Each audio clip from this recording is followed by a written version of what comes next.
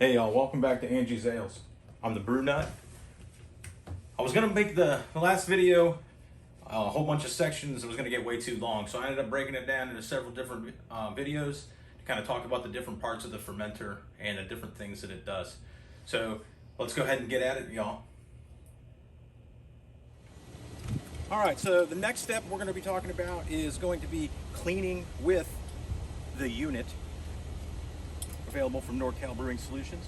So what we're going to do is we're going to install this in there. But before we do that, we want to make sure that we've added some cleaning agent. So you can use PBW. A lot of people do. I've used both for my cleaning applications. OxyClean, about a quarter of the price. I always make sure you get the free. There's perfume, like ones that have perfume in them, flavored, I guess, to make your clothes smell better or whatever. I always get the free, no dye, no perfume in it.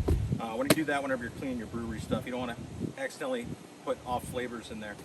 So it's always worked great for me. If you're a PBW fan, then just keep using what you use. That's what I use. So I'm just going to put a small amount in to the fermenter. Okay, awesome. Now you're going to go ahead and install the unit. So the unit's going to install down in here, and what you're going to want to do is first install a silicone O-ring. Slide that silicone O-ring in, or through the silicone O-ring. Make sure you have everything aligned. The Sanke Keg that I'm using, I had to beat down one side so I can get all the connections on. I don't know that all of them are the same, but this is the one that I have is, so I have to make sure it's aligned correctly. With the tri-clamp, you're just going to go ahead and get that thing on there, and you're going to tighten that tri-clamp down. Keeping everything aligned where you need it. And we do want to have this nice and tight because we are going to be building a little bit of pressure with the garden hose to help us prime our pump. So priming these small pumps is sometimes a tricky task, so to do that, we're going to aid in that. We're going to go ahead and add that, or add a little bit of pressure to the keg. All right, so I got this little adapter going to a cam lock to a quick garden hose, quick disconnect. This is a little something that can make it easier for on cleaning day or brew day, whatever happens to be. So go ahead and put that on your cam lock it in place. Go ahead and get your garden hose, and you're going to go ahead and add some liquid. So go ahead and turn your garden hose on, let it build up. Right now I have both valves open, and you can see, you'll know how full you are. So we have plenty of water in there now, so I'm going to go ahead and close this valve, slide this back down in here. What I'm doing now is I'm building up some back pressure inside the keg.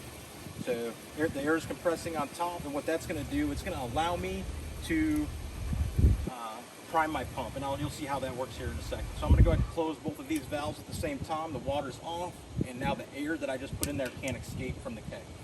So go ahead and get this garden hose out of the way. And now we're going to go ahead and grab our pump with a small piece of hose that is attached to some cam locks. And what I'm going to do is I'm going to go ahead and remove that filling adapter, get that out of the way. We're done with that for now. Now you can grab your pump, go ahead and install your pump, and install your hose on the end of this valve, or this T here. So this is going into the rack cane, it's going to the bottom. From this point, we're going to go ahead and, before we start, I'm going to take this back off, and I'm going to come over here and plug my pump in. Sorry, I'm not going to plug my pump in yet. I'm going to go ahead and I'm going to go ahead and prime this pump. So you can see the air pressure inside is pushing all of the air and water and priming the pump. So now I can go ahead and take that, install it into the valve, and now I'm totally primed.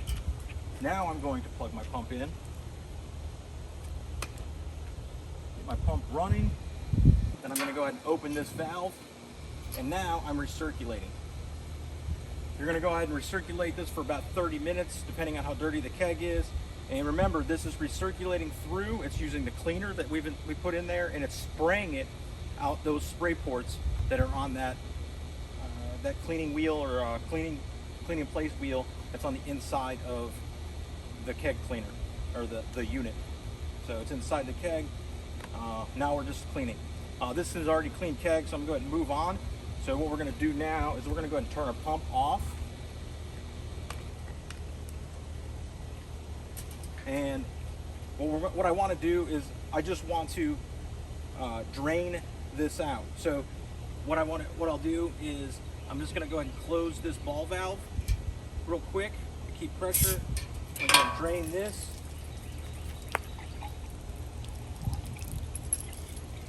And it's actually just going to siphon, because we already had it flow going. You could save your cleaner, or you could even transfer it to a keg. I'm just going to go ahead and let this siphon out. And I'm just cleaning the patio, you know, got to keep the patio clean. So, yeah, just going to go ahead and pump out that OxyClean, that cleaning liquid. It's going to siphon out. No reason to use a pump. Instead, just like your auto siphon that you might have already, this is doing the same process. We already had a prime going. It's going to drain right out. So that's basically it for the cleaning side of this. I'm going to get into some of the other things that you can do with this as far as filling it and transferring to kegs and sampling beer once it's done fermenting. So that's pretty much all I got for right now. All right, on to the next section.